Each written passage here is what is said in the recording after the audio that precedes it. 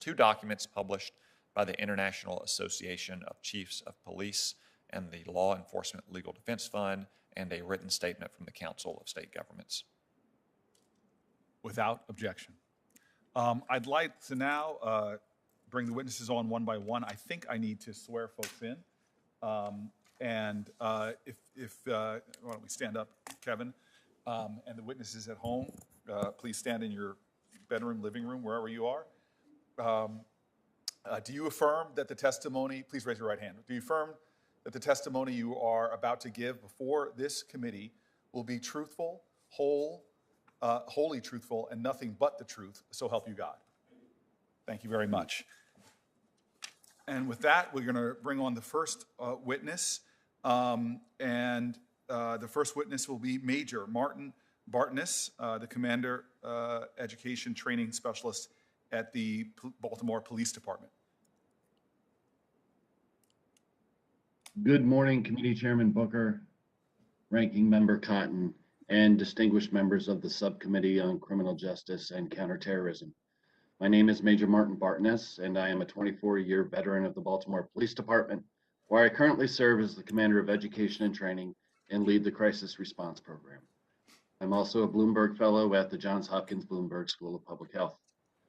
While it is my privilege to appear before you today, I wish my presence were not necessary. We have come together in large measure because for at least the past decade, law enforcement actions have been associated with the annual death of about 1,100 people nationwide. It is estimated that 25% to 50% of these deaths involve persons who have been diagnosed with a severe mental illness. In the past 3 weeks alone, more than a dozen people who were mentally ill or in the throes of a breakdown were killed by police. These tragedies point to the urgent need for law enforcement to partner with behavioral health professionals, community stakeholders, and individuals with lived experience to develop and implement solutions to effectively respond to persons in crisis and meet the complex behavioral health needs of those we serve. We are in this situation because of public policy decisions made decades ago, when psychiatric institutions were closed and those living with mental illness were returned to their communities without adequate treatment and support. While these institutions were not the answer, states and municipalities failed to provide the supports and treatment needed for people with mental illness to live free from discrimination in their communities. To this day, in Baltimore and many other places throughout the United States, the behavioral health system's goal of crisis prevention has not been realized. We'll share a story to highlight this point. In June of last year, a 19-year-old man, completely nude and in psychiatric crisis, repeatedly fired a handgun at motorists as he walked the streets of his Baltimore neighborhood. Police responded, safely took the man into custody, recovered the firearm he had been discharging, and drove him to an emergency room for psychiatric treatment. This would have been a great outcome, except for within 6 days of his release from the hospital, he had another psychotic episode. This time, when officers answered the 911 call to his home and calmly attempted to de-escalate him, the man pulled a handgun from his pants pocket and pointed it at the officers. In fear for their lives, the officers shot him. He is now paralyzed. Far too often, police find themselves in positions where the behavioral health system has failed to meet consumers' needs. This is why an estimated 10% of total police calls involve mental health situations. Inadequate funding and a system that diffuses responsibility among numerous, uncoordinated entities are at the core of the problem. As a result, people experience crises more frequently, and police are thrust into the role of a last resort safety net for people in crisis. Even when police peacefully handle behavioral health calls and link consumers to service providers, these calls can be time-consuming, which is often at odds with the demands of the 911 system and the expectations communities have for timely police response to crime and disorder. I know we can do better. My testimony today is informed by 10 years of partnering with behavioral health professionals. I have witnessed firsthand how service delivery has improved dramatically when police partner with highly trained clinicians to conduct forensic interviews of sexually abused children, when police partner with victim advocates to coordinate counseling services to survivors of intimate partner violence, when police partner with outreach workers whose credibility within our nation's most marginalized communities allows them to mediate disputes to disrupt cycles of retaliatory violence, and when police co-respond with licensed clinical social workers to de-escalate a person in crisis. Through these kinds of successful partnerships between the criminal justice and behavioral health systems, we have demonstrated how it is possible to improve public health outcomes for even the most challenged populations. Moving forward, I hope you will build upon the promising practices of behavioral health programs like CAHOOTS in Eugene, Oregon, STAR in Denver, Colorado, and GBRICS in Baltimore, Maryland. I hope you will fund research so that jurisdictions can make evidence-based decisions for allocating scarce resources. I hope you will incentivize law enforcement, behavioral health providers, and academic institutions to collaborate on policy development, training, data analysis, and outcome evaluation. And I hope you will heed the calls of behavioral health practitioners and clinicians to fund crisis response services, long-term treatment, and community-based providers at the levels needed to meet the extraordinary demands. I thank you for the opportunity today to discuss how this committee can make our community safer and more responsive to the millions of people who desperately need a robust behavioral health and crisis response system. Your support of law enforcement, behavioral health professionals, and the citizens we serve is greatly appreciated. Thank you, Mr. Chairman. Thank you so much, Commander. We really appreciate your testimony. I'm really pleased to bring on this next witness. As when I was mayor of the city of Newark, the Manhattan Institute was a partner of ours in helping us to establish the first ever in the state of New Jersey Municipal Office of Prisoner Reentry. And so I'm grateful now that one of the Manhattan Institute's senior fellows is here, Mr. Raphael Mangual. I hope I pronounced your name correctly, sir. But would you please give us your testimony? You did, and thank you, Chairman Booker and Ranking Member Cotton, as well as members of the subcommittee for the invitation to deliver testimony here today. It is truly an honor and a privilege to address this body on an issue that is among the most important public policy debates of our time, which is police reform. Unfortunately, it's also one of the most divisive. A lot of the conversation about how to reform policing in the United States seems to be driven by a key misconception, which is that police violence is a likely outcome of investigative or enforcement interaction. And so what I'd like to do is just start by addressing this misconception, talk a little bit about the potential risks and limits of an approach to reform that primarily seeks to reduce the footprint of police for its own sake. Right now, 83% of Americans, this is according to a recent Pew Research survey, guess that the typical police officer has fired his gun at least one time on the job while on duty. In reality, only about 1 in 4 actually ever do at any point during their long careers. Police very rarely use force, and when they do, it very rarely results in serious injury. In 2018, police officers in the United States discharged their firearms an estimated 3,043 times. That year, they made more than 10.3 million criminal arrests. And if you attributed each of the 3,043 estimated discharges to a unique officer, it would mean that at most 0.4 officers purposefully discharged their firearm in 2018. And if we assume that every shooting happened during the course of a separate arrest, it would mean that at most police applied deadly force with a firearm in just 0.003% of arrests. As to non-deadly force, in 2018, a team of researchers and doctors published a thorough study of police use of force in the Journal of Trauma and Acute Care Surgery. That study analyzed over 1 million calls for service to 3 mid-sized police departments in Arizona, Louisiana, and North Carolina over a 2-year period. Those calls resulted in more than 114,000 arrests. Police force was used in just 1 in every 128 of them, meaning that more than 99% of all arrests and much more than 99% of all encounters were effected without any use of force. Now, that study went on to find that on the people whom police used force against, they sustained no or mild injury more than 98% of the time. Only 1.8% of subjects sustained moderate or severe injuries, and only 1 suspect was fatally wounded by police gunfire during the entire study period. Nor are uses of force likely when you drill down into particularly dangerous police encounters, including those involving people in crisis. Take my home city of New York, for example.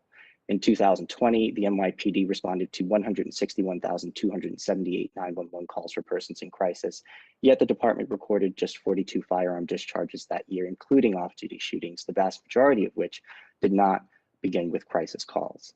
On average, the NYPD responds to 175,000 calls involving people in crisis annually, and its highly trained emergency service unit officers try to respond often, responding to about 125,000 of those per year, usually in conjunction with beat cops. In the 3-year period between 2018 and 2020, ESU officers recorded just 1 shooting. Now, none of this means that there isn't room for improvement or that police are perfect. There is, and they are not. But exploring opportunities for reform is a worthwhile endeavor that has to be undertaken soberly, because pulling the wrong policy lever can have disastrous effects, particularly on crime. And that's the risk that we should be especially cognizant of now, given the very sharp uptick in shootings and homicides across the country. Last year, for the first time since 1995, criminologists estimate that the US will have seen more than 20,000 criminal homicides, an increase of about 4,000 additional homicides compared to 2019. Now, that's still a ways off from the nearly 25,000 homicides the country experienced in 1991, but it's important to note that some cities have actually seen their homicide numbers approach and even surpass their 1990s peaks. Now, I suspect that some of the sincerely held misconceptions about police use of force have shaped some of the overarching goals of the reform movement, which at the moment seem to be to minimize the footprint of police and the criminal justice system more broadly in any way possible. We've heard calls to defund the police, which in some cities have been heeded. We have also heard calls to divert more responsibility, particularly things like traffic enforcement and responding to mental health calls, away from police to unarmed civilians.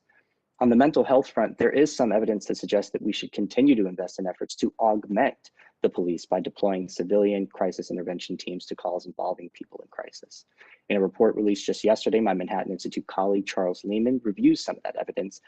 Among the approaches evaluated in his report is a popular off-cited and promising effort launched in Eugene, Oregon called CAHOOTS. And while effective, CAHOOTS is also a case study in the limits of programs loosely referred to as alternatives to policing. As Lehman notes in his report, CAHOOTS responders are highly specialized, and in 2019, they covered just 17% of Eugene 911 calls, with 75% of those calls being a welfare check or providing transportation, usually to someone homeless or in need. And even in those relatively limited circumstances, CAHOOTS responders still called for backup in roughly 1 in every 67 calls for service in 2019. And so while it doubtless provides a useful service now, groups like CAHOOTS are not necessarily a model for how to replace the police. But as a complement to policing, it is certainly a useful model for other cities to adopt. See, when you consider the sheer volume of mental health calls received by the police, not to mention the fact that they're often received in the late of night or early morning hours, it becomes very clear that we simply don't have the capacity to shift this particular responsibility in total. Another complicating factor is that it's often unclear as to whether a call can be accurately categorized as one being safe, that can be safely diverted to civilian responders in mental health crises, as opposed to police-based encounters. So in other words, there's a study, for example, out of the city of Philadelphia, which found recently that some medical or public health activity initially masquerades as crime or other policing work. And some events that are eventually determined to be police or crime activity can initially appear to be public health related. And so the study went on to find that about 20% of activity in this area actually does not appear predictable from the initial call type is handled by police dispatchers, which is important because we need to know that in advance if we are going to successfully divert some of these calls. And so I also want to second the comments offered by Major Bartness and say that a real solution to the problems that sometimes arise in police encounters with those suffering from serious mental illness must be built around an effort to provide more and better supervision for those in need so that they can get the care and services that they desperately require in a safe and compassionate setting rather than turning them out onto the street where they are likely to get hurt and or hurt others.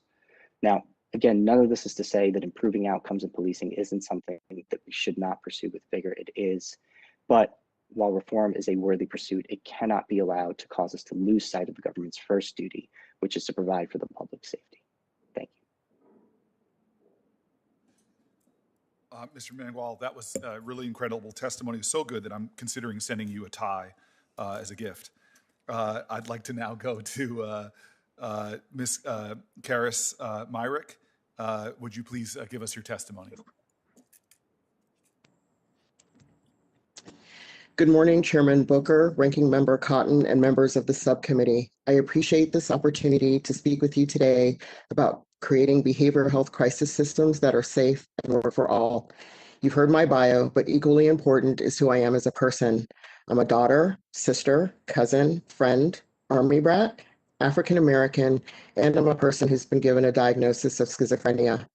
I recall when first diagnosed, I believed that no one would want to be my friend, that I was not worthy of help, and worse, that I was not worthy of love. Initially, I didn't even believe that my struggles were due to having a mental illness. This is how I have felt often as a person of color in this country. I rejected any form of help, and due to the embarrassment and stigma of mental illness, I didn't even let the people who loved and supported me the most, my parents, into the world that I was experiencing. My first interaction with the mental health system during a crisis when I was in my 30s in Los Angeles went badly, very badly. When I was in emotional distress, my expectations was that an EMT or ambulance would come to help me. I had been told repeatedly that a mental illness is like any other physical illness and should be treated as such. During a time of confusion, paranoia, and extreme emotional distress, the police arrived at my small apartment building where I was the only African American resident. The officer banged on the door and loudly announced that he was from the police department sent to do a welfare check. As a Black person, so many things ran through my mind. Will the neighbors think that I fit some sort of stereotype about Black people being criminals? Was I safe to open the door given the many horrific outcomes of African Americans and police interactions? My paranoia was not about my illness, it was about the realities of what it's like to be Black in America. I let the police in, fearing if I didn't, they would break down my door.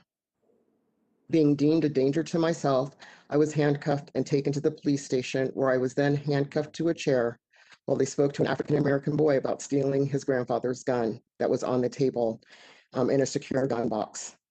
I was trying to understand how it was possible for me to be what everyone said, sick and needing psychiatric hospitalization, yet to be sitting handcuffed to a chair at a police station, seeing for the first time in my life a real gun. This was my first experience being in such distress and needing mental health support. What I didn't need was the police response and being treated like a criminal. I needed health care and support.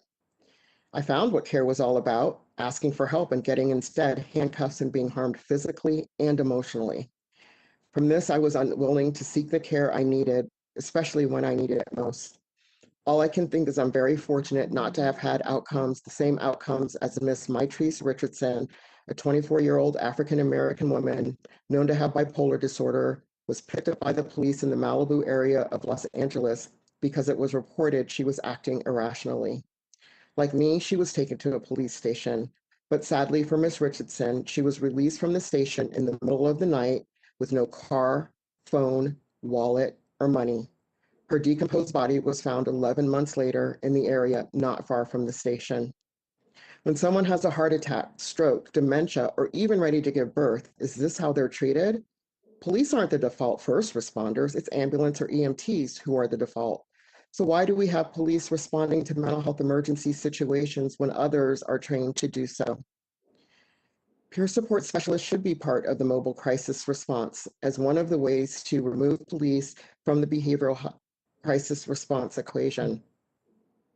Peer support specialists are trained in evidence-based practices such as Wellness Recovery Action Plan, personal medicine coaching, and psychiatric advance directives, and they share their personal story of recovery to support another. Peer support is proven to help people participate and adhere to treatment, shown reductions in hospitalization, homelessness, and increase in employment and social connection. And for parents and family members, it helps them to feel more confident in their ability to help their loved one.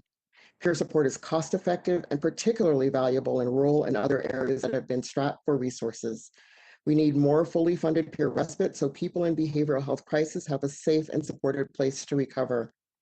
These are unprecedented times, a world reeling from the pandemic, racial unrest, economic challenges, and trauma, especially for those who have been so disproportionately impacted. If we want people to engage in their recovery, build resilience, and flourish, we need to create crisis response and systems that look like other health crisis response without police as default first responders. Recent reports such as the Group for the Advancement of Psychiatry Roadmap to the Ideal Crisis System and the Front End Projects report From Harm to Help, Centering Race Equity and Lived Experience in Crisis Response provide blueprints that can help us get there. Developing the new 988 phone number for everyone to call specifically for these kinds of crisis situations in lieu of 911 is a start and has created momentum for more comprehensive reforms, including comprehensive police and criminal justice reforms.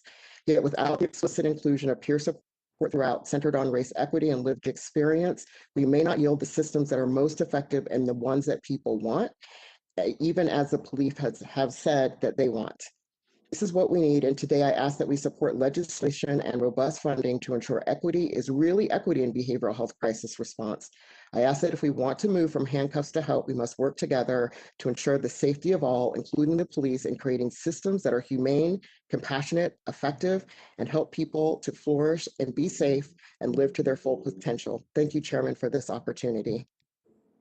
I'm very, very grateful for that powerful testimony. I would like to now introduce Miss Margaret Mims. I should really say Sheriff Margaret Mims. I'm so grateful that you would take time out of what I know is an intensely busy schedule as a sheriff. It's grateful to have you on. Would you please give us your testimony? Thank you, Mr. Chairman, Mr. Ranking Member, and members of the committee. I'm honored to appear before you to discuss challenges faced by local governments, communities, and families as we work together to respond to those with mental illness. Although there are no simple solutions, we continue to develop and implement initiatives to better serve our communities, including increasing access to mental health treatment, diverting individuals with mental health conditions away from the criminal justice system, and working with mental health professionals on training programs to address those with mental health needs.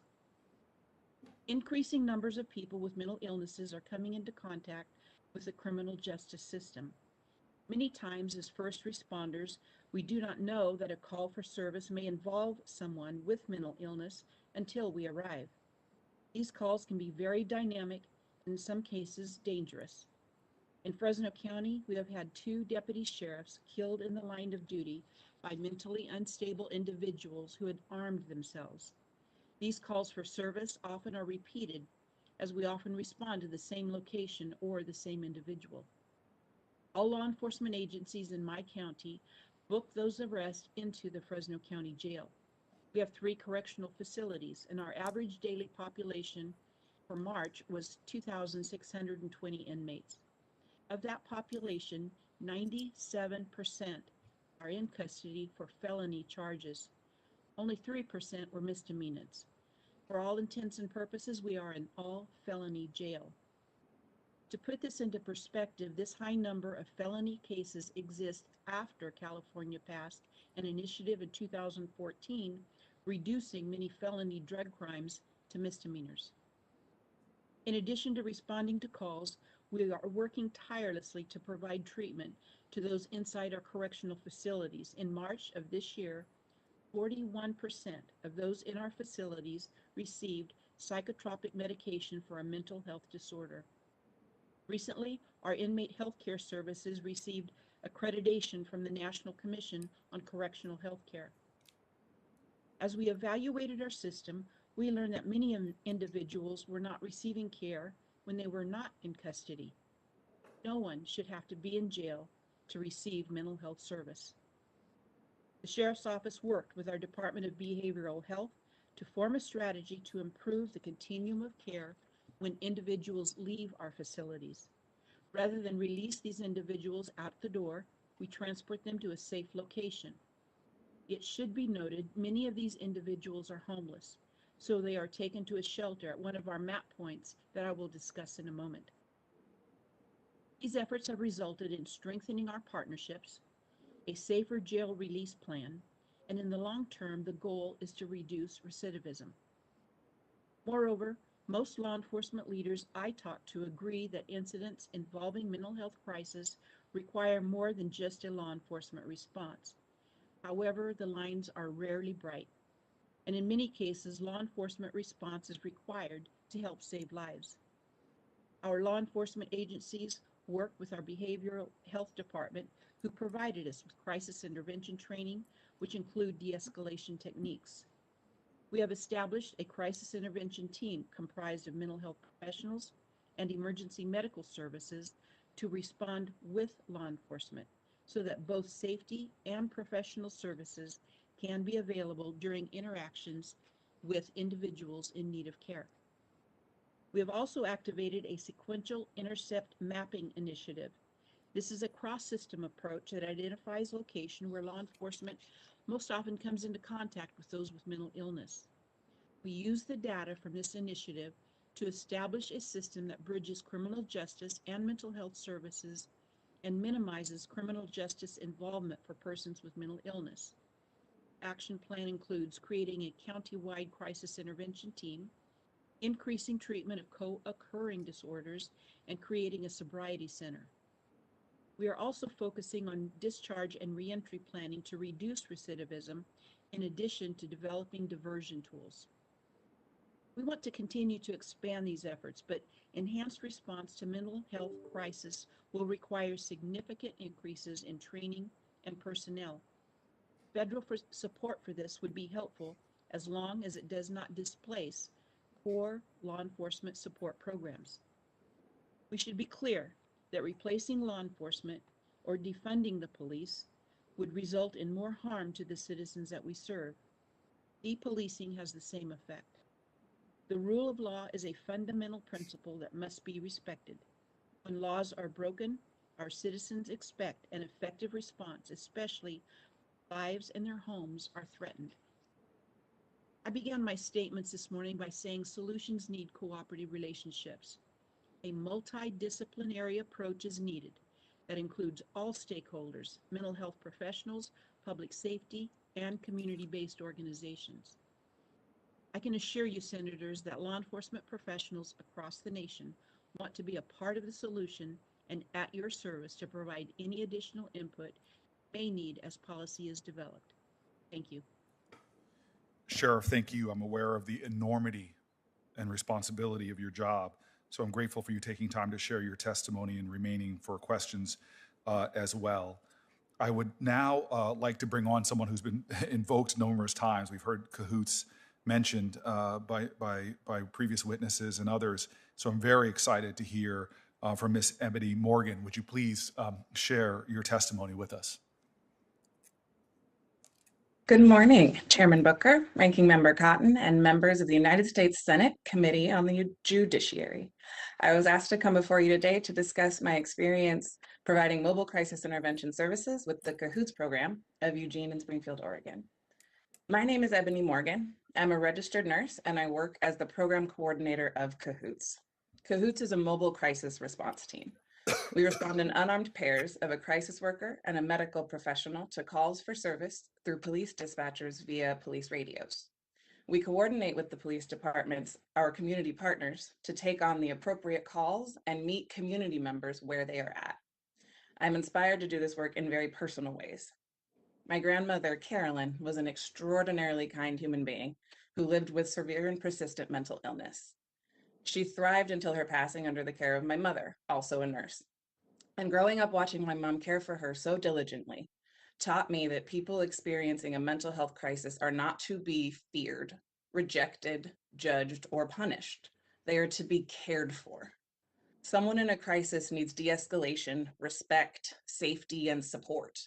As a society, we often fail to deliver that to the most vulnerable populations. My father, Charles Morgan, did not get a chance to participate in raising me. He died during an encounter with the police when he was just 25, a young Black man. My family was devastated. I was 5, and my sister had not yet experienced a birthday. When I graduated from nursing school, I declined an offer to work at our local hospital and double my income. I chose to remain with CAHOOTS, where we are underfunded, because this work matters. But as others have also noted today, behavioral health services should not have to be limited by a lack of funding in their efforts to support the community in a way that is proven to be safe and effective. Mobile crisis responses are worth every effort of implementation. For more than 3 decades, CAHOOTS has utilized unarmed de-escalation to meet the needs of the community. This frees up local police officers to handle the calls that they're trained to respond to and matches the needs of the community with the appropriate response. If we arrive on a call and find that a law enforcement presence is necessary, we can request them then via police radio and work together to come to an outcome. We can respond independently for welfare checks, suicide prevention, mediation, crisis counseling, substance abuse, and so much more. In 2019, CAHOOTS had some level of involvement in 17 to 20% of the total incoming public safety calls for service. No employee has ever lost their life or been seriously injured on the job despite never carrying a weapon, and no clients have died as a result of us showing up to help. CAHOOTS crisis responders are trained to overcome our own fight or flight response. When a scene is escalated, we remain cognizant of safety, show the client that we're there to help, and skillfully de-escalate the situation. In order to de-escalate a client, they must be able to identify that we are not a threat to them. So it helps significantly that we are not. The honed ability to intervene calmly without giving into reactivity or impulsivity is imperative. Being unarmed allows us to default to our client-centered training because it is our only way forward. Does the client need to talk? Do they need to go to the hospital? Do they need time to sober at the sobering center? Helping begins when you stop seeing the client as a threat and start evaluating what feels threatening to the client. Cultural competency is imperative to trauma-informed care. Build in anti-racist practices from the start to learn from and avoid perpetuating systemic racism. Mobile crisis teams can also connect a client to existing community resources, but are not a replacement for them. These can include a 24/7 walk-in crisis center and phone line, low barrier shelters, permanent supported housing, sobering and detox centers. Each area must be empowered to identify its needs and fund those programs. Now, as the nation is recognizing that mental health crises are best responded to by trained mental health professionals, I am extremely hopeful that together we can find a way to provide humans with the appropriate resources for every situation instead of a one-size-fits-all approach to public safety that overburdens a group of people that did not necessarily get specifically trained for these encounters. One size fits all never fits all. CAHOOTS is one long-standing example of the role that mobile crisis response can play in a community. We operate as an addition to existing structures and thus do not replace or change the current public safety systems.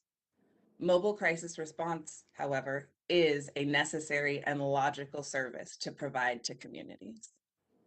Thank you for making time for me today. We are really grateful for that testimony and looking forward to the questions that will come. I now have the honor to introduce Ms. Terry O'Connor, who truly has an extraordinary American family, her son as a law enforcement professional and her late husband as well. We, as Senator Cotton said, give you our deepest condolences. Your family is a family of heroes, and we're very much looking forward to hearing your testimony. As you heard from my short bio, my husband Jim was a Philadelphia police officer. Jim was a corporal in SWAT who was shot and killed in the line of duty on March 13, 2020. Jim's death will never seem real. He served the police department for 23 years. His father was also a police officer, serving for over 40 years. Our son and daughter-in-law are both currently Philadelphia police officers. Our police family extends to numerous other family members too. This is the one job we all know too well. I myself started out as a police dispatcher. I had firsthand experience of hectic situations and numerous emergencies. My job was to keep a cool voice and calmness to whatever situation needed to be dealt with. Our goal was to have every officer go home at the end of each shift. Defunding the police is dangerous. Look at what has happened in cities like Seattle and Portland and in so many large cities across the country. Murders are up, and there is a sense, especially among criminals, that there is no law and order on the streets. The mayor and city council have accepted zero accountability. This brings me to Philadelphia, where we had one of our highest murder rates in decades last year. 500 murders were committed in 2020, and more than 2,400 shootings, including 225 women and 195 children.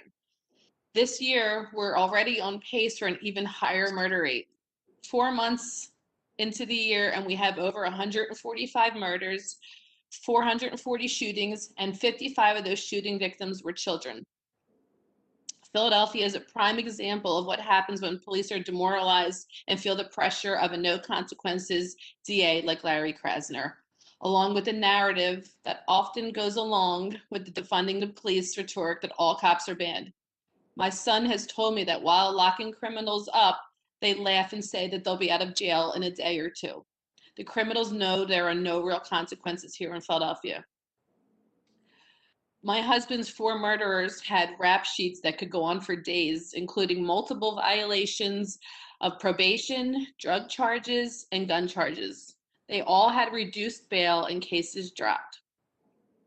The man who pulled the actual trigger has 5 murders under him, including my husband, and those were only the ones they've learned about so far. One of the other males in the room was wanted for 2 prior murders. The other males both had previous gun charges. They were holed up in a tiny, rented 1-bedroom apartment with 9 guns lined up and multiple drugs throughout the room. Who do you think should be responsible for going into the room and responding incidents involving hardened criminals like this? Mental health workers, maybe a negotiator? This is the job my husband and his coworkers signed up for. There are split-second decisions that needed to be made. Nobody hates a bad cop more than a good cop, but the movement to defund the police is now about demonizing every officer and taking our country into anarchy by abolishing the police altogether. Every officer is given at least 9 months of training before graduating the academy. They then have continued yearly training. SWAT officers alone have an extra 3 months of training before they can serve warrants, handle a barricade situation, etc. The morning of March 13th, they used some of their training and used restraint when fired upon to return fire but stop and negotiate through a closed door. The criminals asked them to stop shooting, and the police responded for them to do the same. 4 other males could have been killed that day. The police used their training to not make the situation even worse. All our officers could use high-risk training. They sometimes have a split second to make a decision. Defunding the police reduces funding for vitally important training and ongoing professional development that needs to occur to address bad policing tactics. Police brutality usually occurs when overly aggressive policing tactics are implemented in a dramatic fashion or with evil intent. To reduce this type of violence, we should reevaluate policing tactics and make sure our police are trained in the most effective de-escalation skills and techniques possible. Good policing requires a commitment to robust training that must be ongoing. This requires funding. A recent shooting in Philadelphia reflects the continued need for money and training. Walter Wallace was a knife-wielding, mentally ill man who was shot when he aggressively approached police. Although I do not believe there was enough time for a mental health worker to be called in on this type of job, if a taser was used, he could have been subdued until he was taken to the proper facility. But the officers were not equipped with tasers. More than half of the Philadelphia officers don't carry the recommended tasers. Funding is an issue. There are many reforms that we can debate. However, defunding the police is not one of them. To think that criminals are victims of society and the system is totally absurd. There needs to be a respect level for our police officers. We need stricter penalties. We hear too many times that a criminal has a lengthy list of prior arrests but is out of jail because of reduced bail or convictions overturned and thrown out of jail. Our DA and others need to be held accountable for letting these people out of jail. I know personally that Jim's murderers should have been locked up. If they had been kept in jail where they deserve to be, I wouldn't be spending today, April 22nd, my 26th wedding anniversary, testifying on his behalf at this congressional hearing. Jim should be here. His life mattered. Thank you. Ms. O'Connor, that testimony could not have been easy. Thank you for sharing your pain and your purpose, and we honor your husband, his heroism, and his service. Thank you. I'd now like to bring up a Jersey boy and someone who I have a tremendous amount of respect for. Again, the Executive Director of the Technical Assistance Collaborative, Mr. Kevin Martone. Thank you, Senator. Ranking Member Cotton. My name is Kevin Martone, and I'll be speaking to you regarding one aspect of police reform, the overutilization of law enforcement to manage mental health emergencies. I've spent nearly 30 years working in the public mental health system as a provider of direct services, as commissioner for the mental health system in New Jersey, and on various national boards and committees. I'm also part of a racially diverse family and a family member committed to helping a loved one define her life beyond mental illness and navigate the racism that she experiences in her daily life. In many parts of the United States, 911 is the default mental health crisis line, law enforcement is the default mental health emergency response, and local jails are the default treatment provider. We have criminalized a public health issue and delegated responsibility to law enforcement and the criminal justice system. There are approximately 240 million calls made to 911 in the United States each year. Estimates are that behavioral health emergencies constitute between 5 to 15%, or somewhere between 12 and 36 million of the calls to the 911 system. Many of these calls are classified by local dispatchers as wellness checks, disturbances, intoxicated persons, or mental crises, and do not always require a police presence. It is estimated that 80% of mental health calls to 911 are resolved without the need for police involvement when diverted to a crisis line. However, law enforcement are often sent. While a police response may be justified, especially if a weapon is involved, we know that it can also create substantially adverse outcomes for communities of color and individuals with behavioral health disorders and other disabilities. According to the International Association of Chiefs of Police, the mere presence of a law enforcement vehicle, an officer in uniform, and/or a weapon has the potential to escalate a situation when a person is in crisis. All too often, these calls for service result in unnecessary fatalities. People with serious mental disorders are 16 times more likely than the general public to be killed during a police encounter. Today, in an era when deadly violence, police violence is top of mind, 1 in 4 fatalities by police involve people experiencing a mental health emergency. Half of all people killed by police are people of color, and when combined with mental illness, the difference is nearly tenfold. The complex than we have time for today, and I'll highlight a few of the factors that have resulted in this. Generally, a series of cascading issues over the past several decades has resulted in 2 driving factors. 1, a fragmented, underfunded, undervalued, and inaccessible mental health system. This is compounded by poor health insurance coverage, limited funding for services at the federal, state, and local level, mental health workforce shortages, and geographic challenges and transportation issues that impact services access, especially in rural areas. This has been exacerbated during COVID by increasing demand and reduced provider capacity. Number 2, mental health and other systems that do not sufficiently address social determinants of health, such as racism, poverty, and access to affordable housing, employment, and education. People with mental illness, especially those in communities of color, are disproportionately poor, homeless, and unemployed. All of these are correlated with worse outcomes for people with mental illness. The result is a de facto national policy that it is acceptable for law enforcement to manage mental health emergencies. Most law enforcement officials that I've spoken with would prefer to see people with mental illness served in the mental health system. People with mental illness, their families, and providers agree. The events that we have witnessed in the past year alone, the public health and economic impact of COVID, racial and social unrest, and deadly police encounters for Black and brown people with mental illness have elevated awareness of the need to treat mental health as the public health issue that it is. The good news is that there is activity. Recent congressional action has resulted in additional block grant funding for mental health and crisis services, a new Medicaid benefit for mobile crisis services, and funding that can support additional workforce capacity. We have seen important bipartisan legislation passed recently, including the Crisis Stabilization and Community Reentry Act and the National Suicide Hotline Designation Act that establishes a new 988 suicide prevention and mental health crisis line as an alternative to 911. Solutions exist. In recent years, several communities have established mental health-led or involved emergency programs such as CAHOOTS in Oregon and Right Care in Texas. But our system response efforts need to push further upstream to prevent crises from occurring to begin with.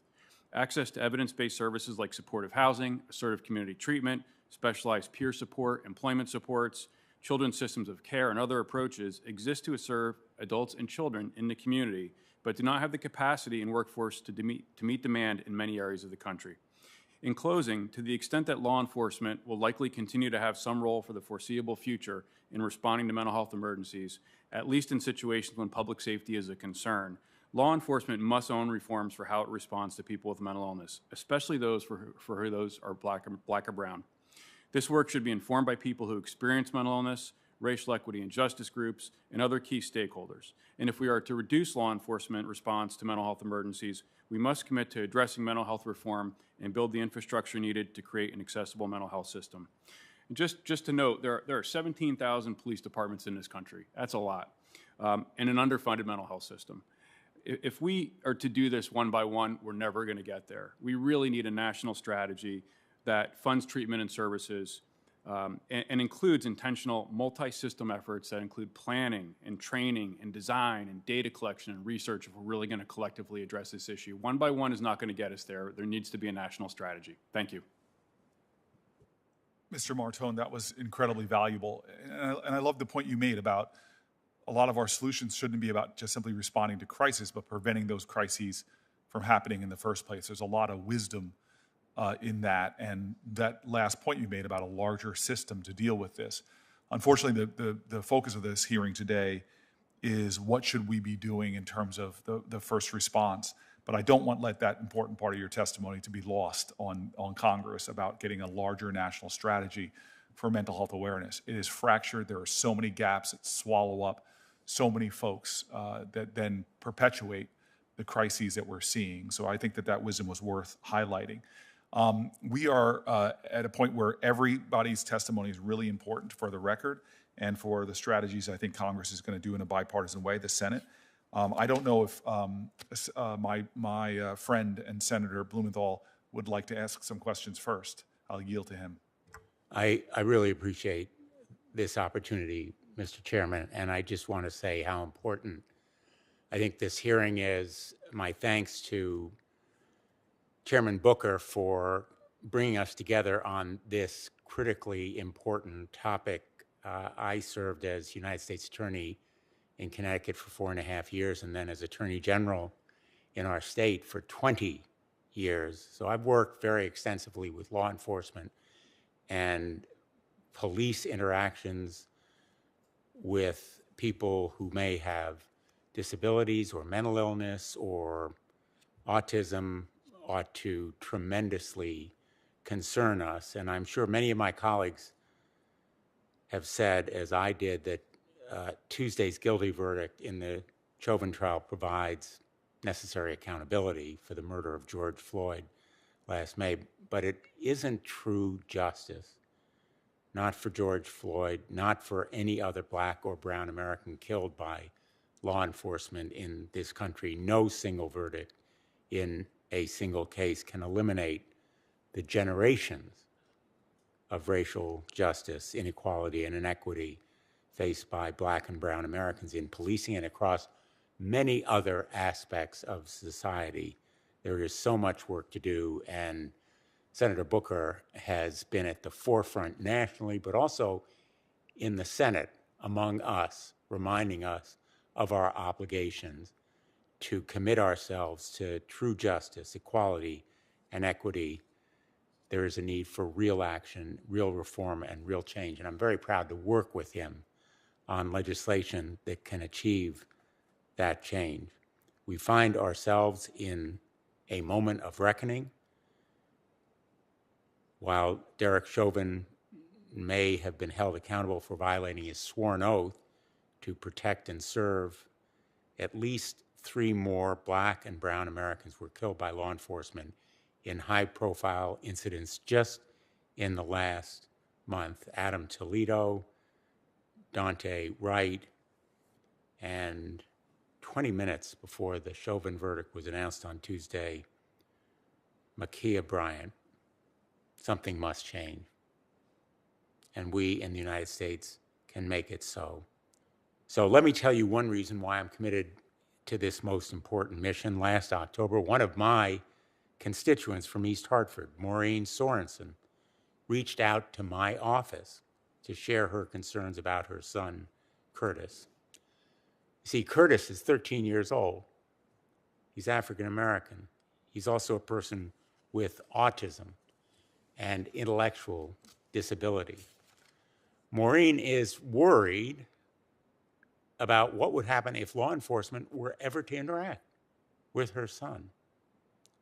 She wrote to me recently, quote, "From the outside, my child appears to look neurotypical.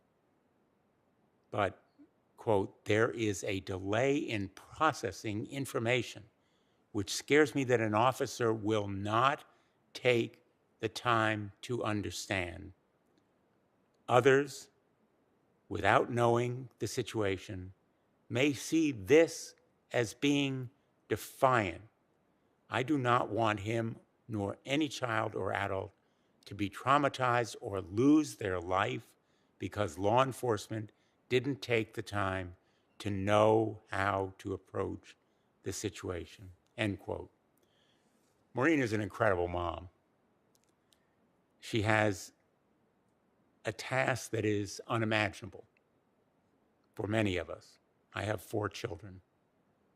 Being a parent is the hardest thing I've ever had to do. And I think it is the most serious task that I or any parent face in life. And Maureen is doing her very best to teach Curtis about law enforcement, how to react if he's ever approached by police, or even if he's just asked a question. And quite frankly, she has every right and reason to be concerned. She's doing everything in her power to prepare Curtis for what may be an inevitable encounter with police. But Maureen shouldn't have to prepare Curtis. She shouldn't have to prepare him differently than any other parent would prepare a child. Law enforcement needs to know how to deal with these kinds of situations, how to respond to people like Curtis with autism or other behavioral health diagnoses, how to bring in community mental health services and experts when a police response is necessary, but also capable of becoming violent, not only for Curtis, but for others who may present with disabilities, difficulties, or illness. So I want to ask a question, and I really appreciate the chairman indulging me with this time. Major Bartness, I understand that you've been with the Baltimore Police for 24 years. What should law enforcement in East Hartford and around the country be doing to ensure that Curtis and people like him are treated appropriately and safely by the police? Thank you for your question, Senator. I think the kind of training that we are currently developing and delivering in the Baltimore Police Department is moving in the right direction. We have training for CIT officers, which comprise about 30% of our patrol ranks. And that training expressly deals with the kinds of topics you recommended. Identifying individuals with autism and how to interact with them. We work with a host of behavioral health organizations in creating our training and delivering it. So it's not just law enforcement. We're representing in the classroom what we want to see practiced in the field. So we work with the National Alliance on Mental Illness. We work with Behavioral Health System Baltimore. We work with Baltimore Crisis Response, Inc., the ARC, which is an organization that works with individuals with intellectual and developmental disabilities, Disability Rights Maryland. These kinds of partnerships are absolutely essential to ensuring that our officers are prepared to meet the challenges that they're going to have to face on the streets to de-escalate incidents and then make referrals to the appropriate services. Thank you, Major Bartness, and thank you, Mr. Chairman. This hearing is so valuable, and I hope that we can build on it in the Judiciary Committee going forward, because it is a key part of what we need to do to reform and improve policing in America. Thanks. Thank you, Senator. And I would like to now call on Senator Whitehouse, who is remote. Thank you very much, Chairman Booker. It is good to be with all of you. I appreciate the testimony of everyone. Ms. O'Connor, my daughter lives in Philadelphia, so I'm very glad that your husband's family and your family have been protecting that community through multiple generations, and I just wanted to express my appreciation for their service. It is not at all, as you know, uncommon for police work to be passed on from father to son and now daughter, and be a very important part of a family's traditions. And I am grateful that you shared your experience with us today. Senator Cornyn and I have been working for some time on a bill to improve the coordination between law enforcement and behavioral health, mental health, addiction and recovery. Both of our states have similar situations, although they're different in many, many, many ways. One of John's sheriffs came to him and said, you know, John, I'm providing more mental health services than I'm providing law enforcement services, and that's not what we're trained for. And my police chiefs in Rhode Island tell me the same thing. And I think the problem reaches across a whole variety of areas. First of all, at the point of engagement with an individual, to have the crisis intervention teams and have the crisis intervention centers available so that there can be a timely and appropriate response to support the police response is essential. Mr. Martone talked about how jails are too often the default collection point for individuals having a behavioral or mental health crisis or an addiction issue. We see that in Rhode Island as well. We also see our emergency rooms as another place where people are brought. And for emergency room doctors trying to deal with regular medical emergencies, this is not appropriate. They need to be in behavioral health treatment and quickly. And the reason that the jails and the emergency rooms are playing that role in Rhode Island anyway is not because people are misdirected about where folks should go. It's because there aren't the behavioral and mental health services and resources to meet the need. So we need to not only do a lot of crisis intervention support and develop new models for supporting police departments with behavioral health crisis intervention, but we need to make it a lot more robust in terms of the resources for those people. Someone in a non-police involved mental health crisis goes to the emergency room in many places, including in Providence, Rhode Island, can spend days waiting in the emergency room for services or a room to become available. So the whole question of how much we invest in the necessary infrastructure is a really vital part of this conversation.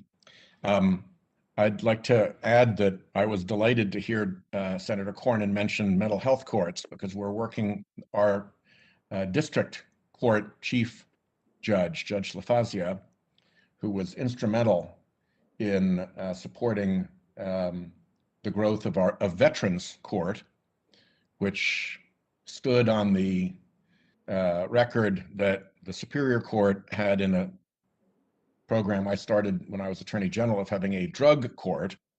And I think the mental health court is a really good idea, but as we look around for how do you resource that, there are not a lot of resources. So taking the idea of mental health courts to stand on drug courts and veteran courts experience, I think is another aspect that we have to work on. I want to invite all colleagues to join Senator Cornyn and I in working on that measure. We've worked together successfully before on the reentry measures that were part of the sentencing reform bill. And we hope very much to get a significant piece of legislation put together. What I would ask the witnesses to do is to share with us what, from your experience, you think are the best practical models that you've seen, whether in your own state and your own jurisdiction, or whether because this is your field of inquiry, you're aware of really good examples that are taking place in other states and other jurisdictions around the country. And I will ask that as a question for the record, if you all don't mind.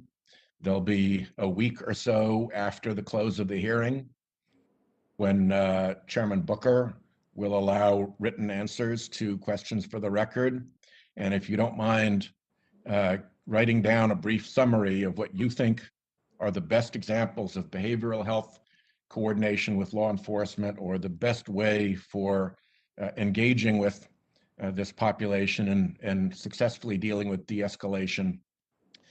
We would love to know, because the broader the support that we can get from states where there are really good examples, the broader the base for legislation grows in the Senate, and the more likely we can get something big done.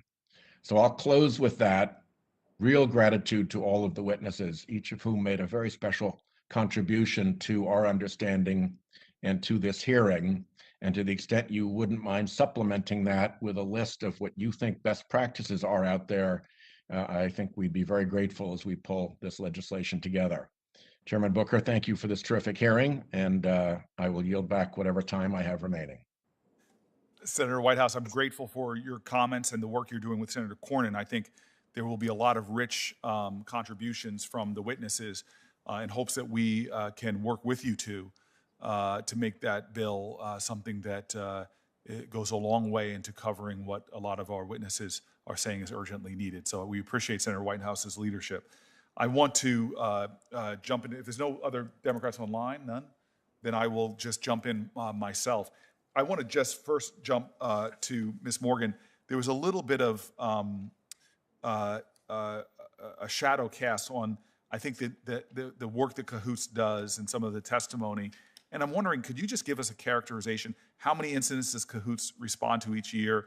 And how many of them do responders call police for backup? And can you characterize those moments when, I think it was represented by another witness that 1 out of every 60 or so times you guys call for backup. Could you give some light on that data point, and also talk to us a little bit about what happens when they call for police?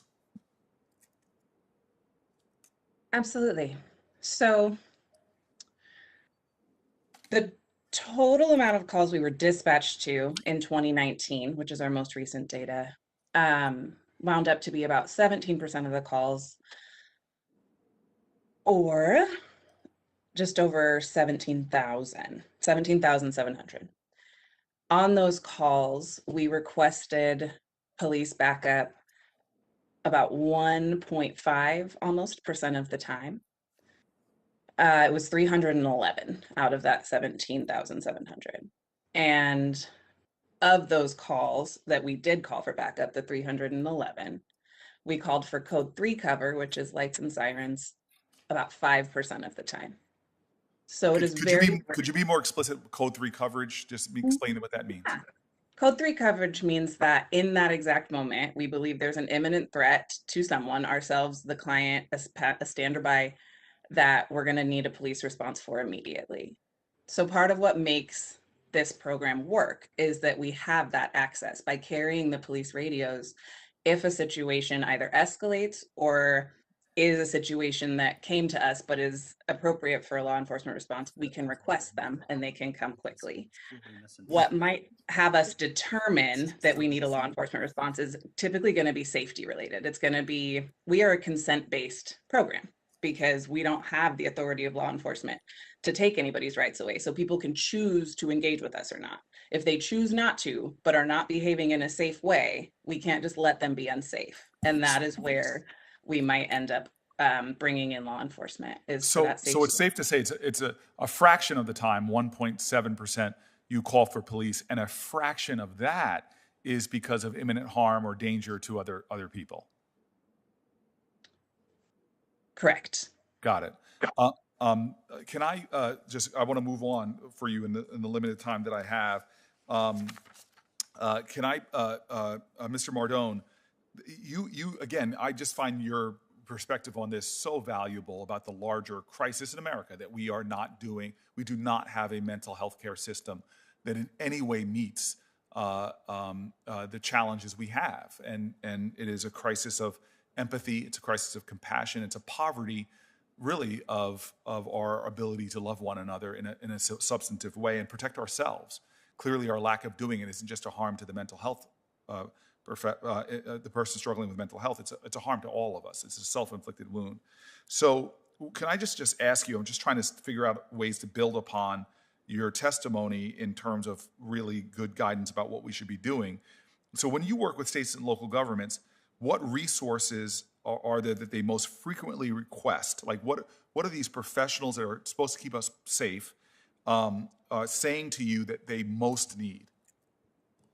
Yeah, thank you, Senator, for the question. You know, in the crisis space, you know, I think, and you heard this from the CAHOOTS program, you know, when calls are diverted to crisis centers, you know, 80 or 90% of those calls can be diverted on the phone from the start.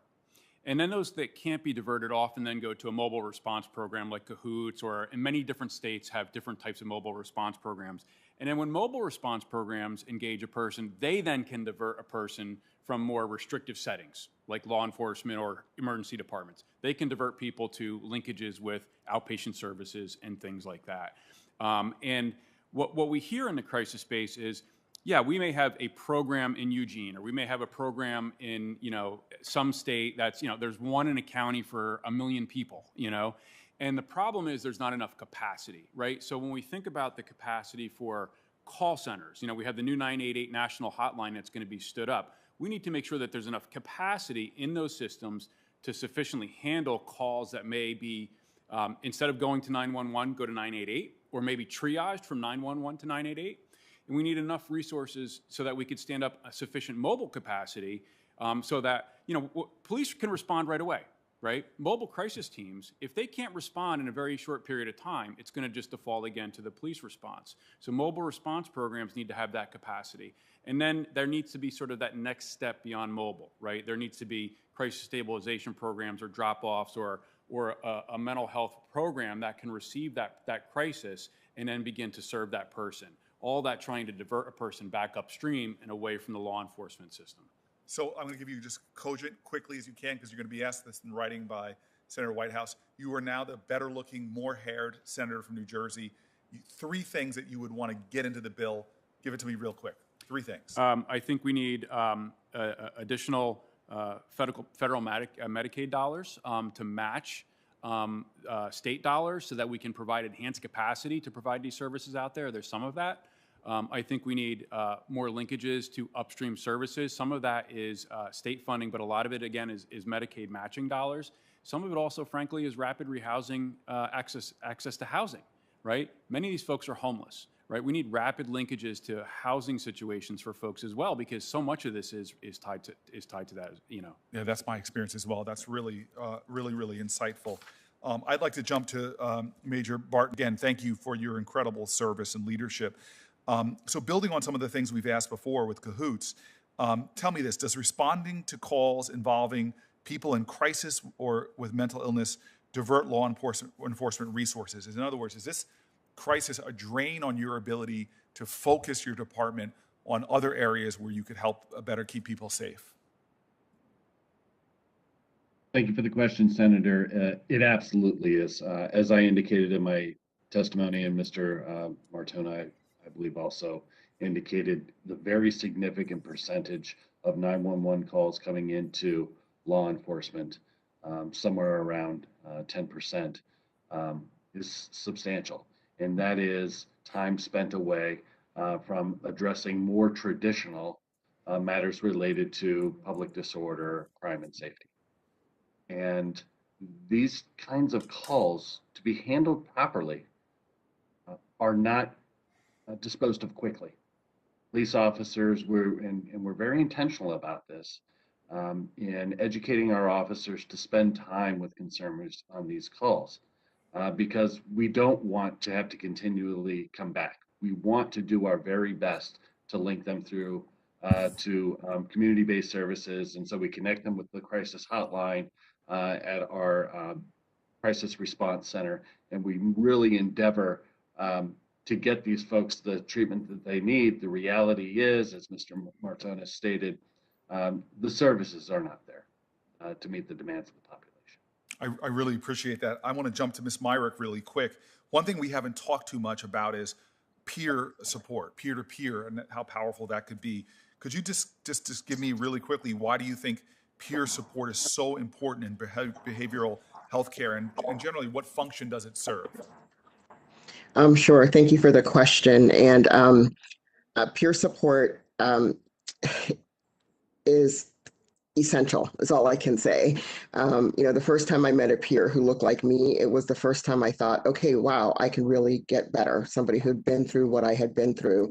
And evidence has shown, with peers who have training, who are certified and have training, can really support people, especially in crisis, to help identify kind of what is going on. They can slow things down. We've heard from other people giving testimony about how it's important to slow things down in order for people to make their needs known, especially when they're in crisis, and then help get connected to the resources that they need. Peer supporters are trained to do that, and they use also other evidence-based tools and mechanisms to do so. One of the things that I think is critically important are things like wellness and recovery action plans, which can help people to understand when are they doing well and when are things starting to break down, and in order to prevent a crisis and then develop a plan for what happens if they do enter crisis and post-crisis. The legal means to do that is through psychiatric advance directives, which peers can also help people do. And I also think that peers who are families to support other families and other parents is also another critically important step. So families and parents have a better kind of understanding of how to support their loved one pre, post, and during crisis.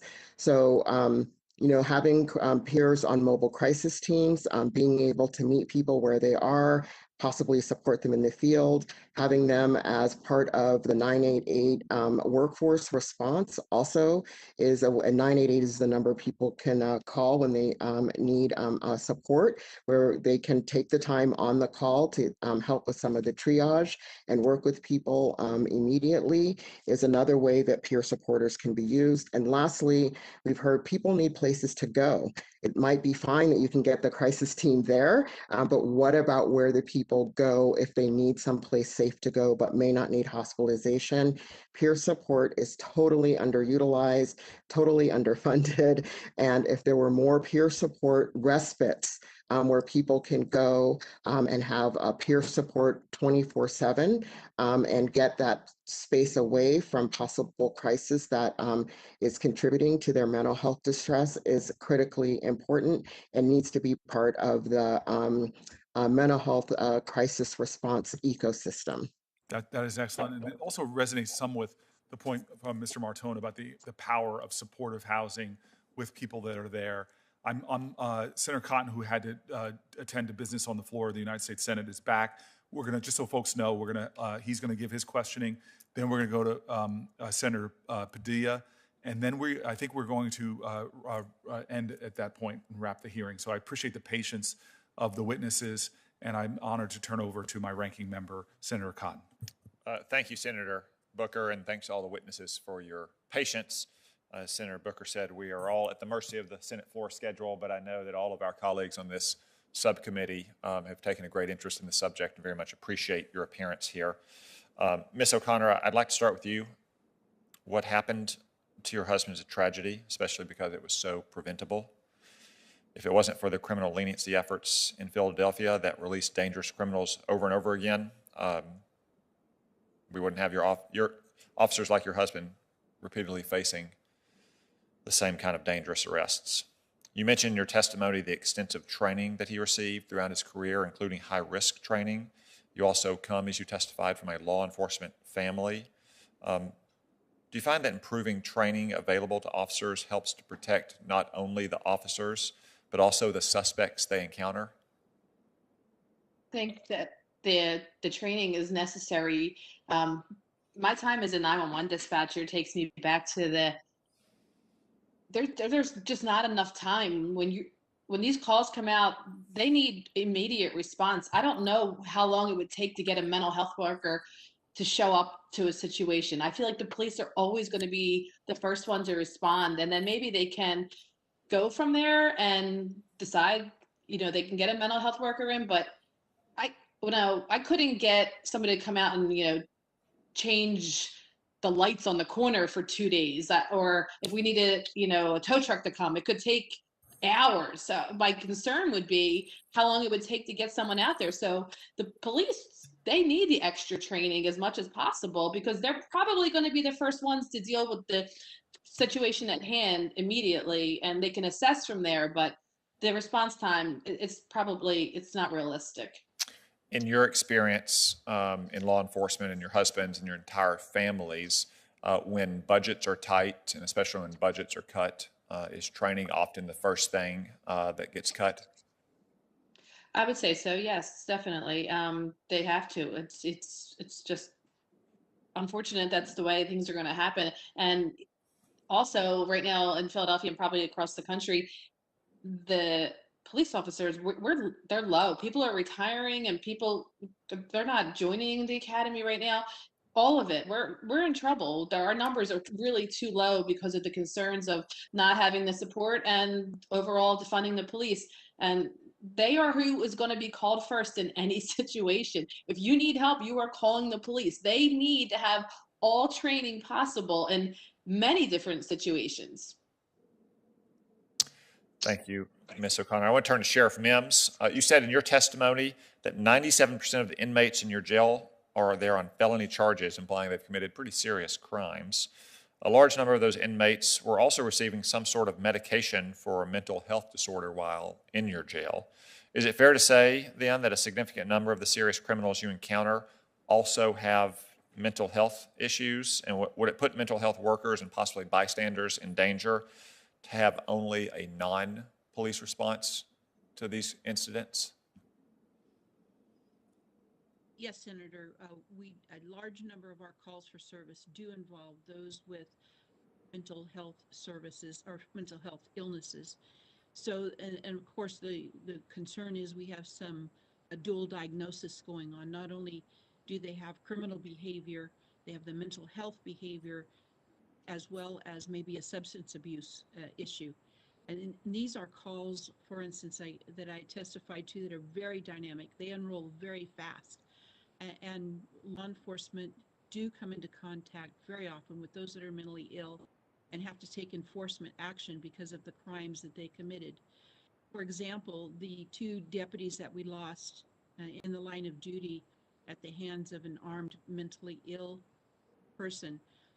One was a vehicle stop where that person came right out of the vehicle and shot the deputy as he was approaching the car.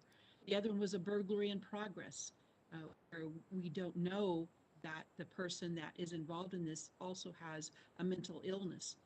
So they're very dynamic calls. They unfold very quickly. They're very dynamic. And we're coming into contact with those who have been involved in criminal activity that are also mentally ill more and more. Thank you. As my time is concluding, I'd like to return to Ms. O'Connor and just express again my deepest condolences and sympathy for your loss, as well as my gratitude for your testimony today. I know that this must have been a hard day to tell your story, but may the memory of your husband and your loving marriage always be a blessing to you and to those who loved him. Thank you. Thank you. Thank you, Senator Cotton. I would like to turn to Senator Padilla, who is on remotely. Thank you, Mr. Chair. My first question is for Ms. Byrick, and I want to begin by just thanking you for openly sharing your experience of living with mental illness. It's only by talking about it more that we can improve understanding and awareness of mental health conditions and the impact that it has on people's lives, on families' lives, and in so doing, help undo the stigma that's too often associated with mental illness that keeps us from talking about it individually as families, and certainly when it comes to crafting public policy and investing in better services and support. So I just want to acknowledge that up front. It means a lot to me, and I commend you for that. Now, in your testimony, you have mentioned how your personal experience with a police encounter, and what I'd like to hear more of is how that encounter in turn affected your mental health and your general well-being. Thank you for the question. And I speak up and speak out, especially as an African American, because I couldn't find anybody who was talking about their personal story of living with a diagnosis, specifically of schizophrenia. I have to ask permission from my father. Can I speak out? Because he's part of this story too. Without his loving support of him and my mom, who's no longer living, and the rest of my family, truthfully, I wouldn't be here. And the impact of that first experience, I was actually wearing a pair of my beloved red, cherry red Doc Marten shoes. And I love those shoes. It was my first pair of Doc Martens. Takes forever to break those suckers in. They were broken in. And I was wearing them on that day, and they were ripped from my feet as people were struggling with me, trying to subdue me to participate in what I didn't understand was happening. And it wasn't, again, about my mental illness. It was about seeing people who look like me in my past treated awfully and having bad outcomes. And I didn't want to be a victim. I just didn't. And that's what I was really fighting against. So what that really led to was, number one, I never wore those red shoes again. It took years and years. It took about 15 years before I ever put those shoes back on. They actually don't fit. And now I have about 20 pairs of Doc Martens, but I didn't wear those shoes ever again. I wasn't willing to accept treatment, especially when I was not at my best. Every hospitalization after was involuntary and did involve police coming to take me to the hospital, because I thought that's what it was like to go to a psychiatric hospital. Hadn't seen it done any other way. So I didn't want to have anything to do with that. And even talking about it, I'm sorry, it's like my heart is super duper racing, because it still brings up a lot of memories and trauma that, on top of having an illness in which you're trying to recover, no one should have to experience. And you hit the exact right word that I was anticipating. It was traumatic. It was additional trauma, which doesn't help someone who is already, working to cope with or overcome a mental health condition. So there's got to be smarter ways to do this. And I appreciate you helping to make the point. And you're right, in communities of color especially, we don't talk about this enough. Have a follow-up question for Major Bartels, because there's also the flip side to this coin. As I have come to learn in recent years, correct me if I'm wrong, but in law enforcement, there are more sworn officers who die by suicide every year than lose their lives in the line of duty. Correct me if I'm wrong. And so I just wanted to hear from you for a few minutes about the psychological toll that use of force and other first responder experiences has on law enforcement officers, and suggestions, ideas on how to acknowledge that and build that into training and support for sworn officers. Thank you, Senator Padilla. Secondary trauma in law enforcement is a very serious issue, which you've highlighted. And it's incumbent upon police departments to develop very robust employee assistance programs and ensure that those resources, confidential, are available to law enforcement and their family members, because those family members also live with the baggage that our officers bring home. And we very intentionally have to create a culture where we recognize that secondary trauma is going to occur, and that officers need to talk about it, and that there is a very well-developed system that they know how to access in real time when they're struggling. And not every department obviously is doing very well with that. And so it too is a responsibility that, as we assess the state of our profession at this moment in history, that has to be given attention. So thank you for your attention to it. Thank you. Clearly a topic of ongoing conversation. Thank you, Mr. Chair. Senator Padilla, I'm grateful. I'm going to now adjourn the hearing. QFRs. I'm sorry, what's that? Oh, I'm sorry, Senator Ossoff. I apologize. I'm told you're online. All good. No problem, my friend. Thank you, Mr. Chairman, for convening this hearing, and thank you to the panel. I know we have votes, so I'll do my best to be concise. Major Bartness, thank you for being here, and thank you for your service.